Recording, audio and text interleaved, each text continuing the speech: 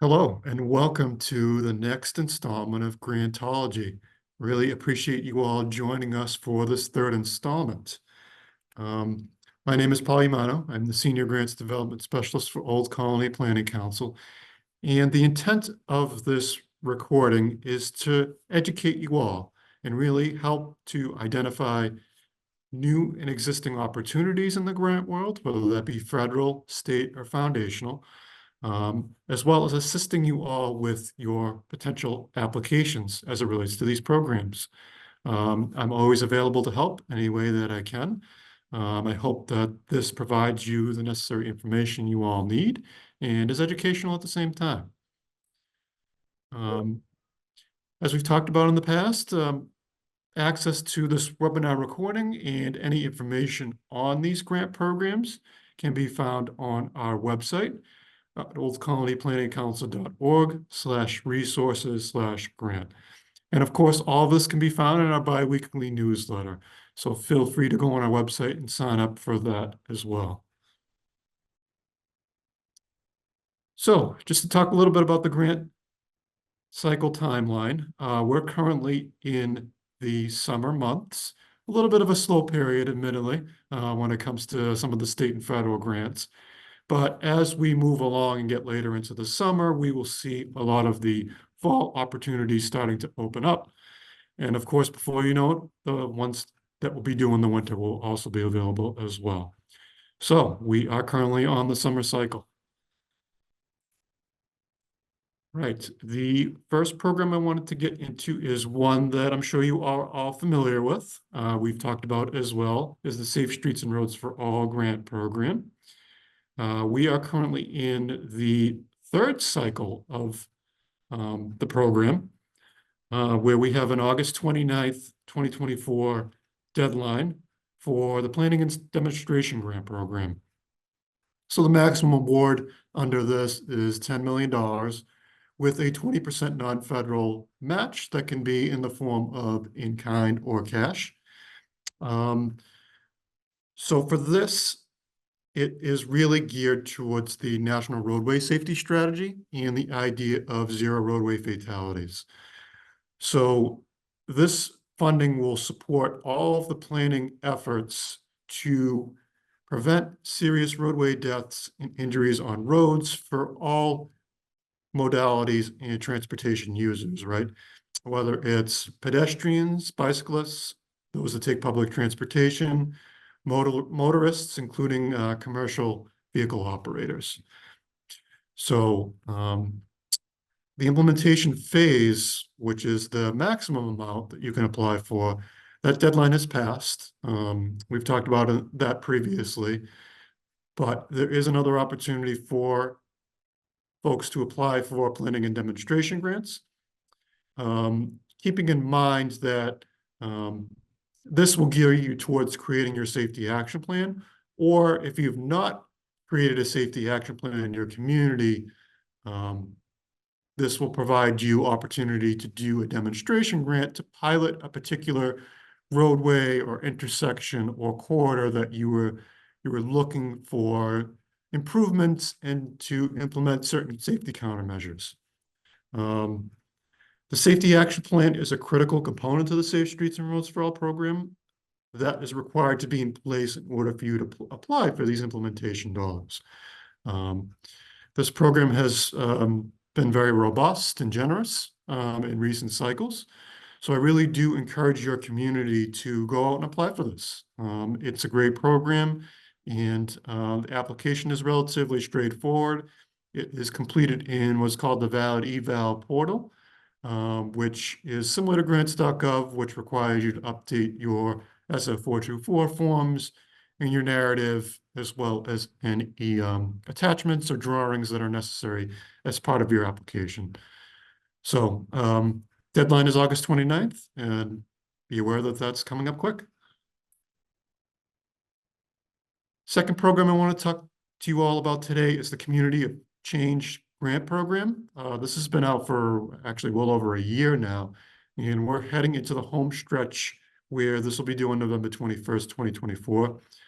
So this program is essentially a community-based community-based organization funded program. And what's meant by that is that you at least need to partner with up to 3 community-based organizations, and of course, be a community-based organization yourself. There's 2 tracks that you can apply for. So these community-driven investments for change, which are centered around increasing resiliency through climate actions, reducing local pollution, creating meaningful community engagement, building community strength, and maximizing integration across different projects. So this is really a community-based effort to improve the environment and to create a program that will meet the goals of the Environmental Protection Agency, centered around pollution reduction and climate resiliency. So the amounts under track 1 are pretty robust. It's a $10 to $20 million grant. There is no match with that. Under track 2, it's a little bit different. So that is more of a community governance center track. So that is for facilitating engagement among disadvantaged communities in the planning process. So this is where you really will be creating your climate committee to set yourself up to apply for a track 1 in subsequent years. So if you're really still in the planning phases of things and don't necessarily have a committee put together, a track 2 might be a better way to apply for funding through this program. So just wanted to make you aware of that. And both of those are due on November 21st. So I again encourage you to apply for this one as well. Okay, stage 2 of the Strengthening Mobility and Revolutionizing Technology program is currently out with an upcoming deadline of August 14th, 2024. So we had talked a little bit about in previous webinars, the stage 1, which is the planning and prototyping, focusing on innovative technologies and solutions using data to assist with whether it's traffic signals and technology, roadway improvements and technology, highway, roadway, you name it. So stage 1 was really a pilot for your ideas to really put that into focus. This is now geared towards stage 1 applicants that have completed their piloting, have their data readily accessible, and now can scale this up. So stage 2 is scaling up your concept, making sure that your stage 1 has been fully implemented, and you're ready to move on to the next stage. Currently, I believe the only community eligible in our region is the city of Brockton, which has a stage 1 planning and prototype application. But again, I wanted to make you aware that this is available to apply for. Again, the deadline is upcoming, and the awards range from anywhere from $2 to $15 million under this program. So for those that don't have a stage 1 grant, this will be available again coming up next year. And I'll make sure I let you all know when stage 1 rolls around again. But for those ready for stage 2, feel free to apply. And last but certainly not least, we have the Reconnected Communities pilot program. So this program has been out for several years under the bipartisan infrastructure law. There are a couple of different tracks that you can apply for under this. So we have the planning grant, which is $2 million with up to a 20% match. And then we have the construction side of things, or the implementation grant, which ranges from anywhere from $5 to up to $100 million in funding. But keeping in mind, this is a 50% match or a 1-to-1. Deadline for this is September 30th, 2024. So we have about a month to go before this is due. So the Reconnected Communities pilot program, it's changed within the last several years, but the intent has remained relatively the same, and that is to reconnect communities that have been historically sheltered from barriers such as highways, roadways, culverts, highways, anything along those lines that reduce community connectivity, mobility, and access to economic development. So the intent of this program is to apply to either do a planning grant to remove the barrier or plan to remove the barrier, or a capital construction grant to actually do that physical removal. So depending on what stage you're in, you would either determine which one of these tracks you want to go with. If you're not within 25% design or anywhere close to that, I'd recommend you doing a planning grant. But if you are on this particular project, you can certainly do a capital construction grant, just keeping in mind that a benefit cost analysis will be required with a capital construction grant. The Department of Transportation has a wonderful cost benefit analysis toolkit that you can search for on their website. We'll have a link to that on OCPC's website, the Grantology site, as well as in upcoming newsletters. So it's a great resource for you all. And keep in mind that there is also a spreadsheet to go along with that. So in past years, there hadn't been one, but within the last year or year and a half, they have a nice tool for you to use to help you put together that benefit cost analysis. On the flip side of that, for those that are considering the planning grant, no benefit cost analysis is required. So feel free to put in an application for your planning and design for this particular project. Again, deadline of September 30th, 2024. This is another great program.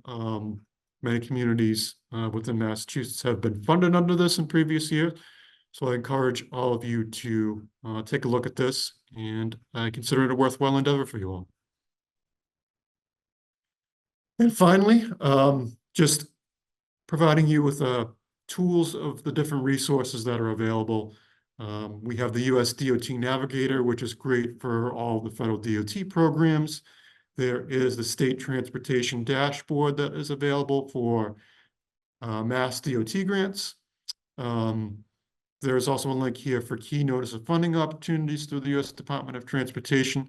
So there's a couple of different ones that they have for grants. There's also the American Metropolitan Planning Organization tracker that we use here for our region, but also can be beneficial for you as a municipality. The Federal Funds Infrastructure Office is another great resource. I encourage you to go on the mass.gov website for that. There is also the National League of Cities Local Infrastructure Hub, which is great for not only cities, but obviously towns as well. So a nice little repository there to search by grant and by agency and by department for specific programs that you're looking for. Also wanted to let you know that there is a link here to the DOT Equity Action Plan, which is great as you consider building out your federal application. Equity is a key component to any of your applications and is scored very thoroughly in terms of the criteria. The link there will provide you to the DOT's Equity Action Plan and provide you some helpful hints and resources as it relates to your development of an equity plan. And then finally is the Bipartisan Infrastructure Launchpad, which has all the federal BIL programs available for you to browse. And again, this is all located on OCPC's Grantology website. The link is in the slide below. And you can also scan the QR code to bring you right to the page. And of course, feel free to get in touch with me. My contact information is contained here on the slide below. My phone number is also available there as well. Feel free to reach out to me anytime with either of those methods. I'm always available here to help you all with your applications. And if there are any other programs that you're thinking of, state or federal or foundational, that I haven't covered today that you'd like to hear more information on, feel free to reach out to me. And once again, I'm happy to help you all with your applications. I'm here as a resource and a tool. So with that being said, I want to thank you for taking the time today. I know this was a a brief webinar. We're a little bit of a slow pattern right now, but things will continue to pick up as we head into the fall months. So I look forward to doing this again with you all, and hope you all have a wonderful day. Take care.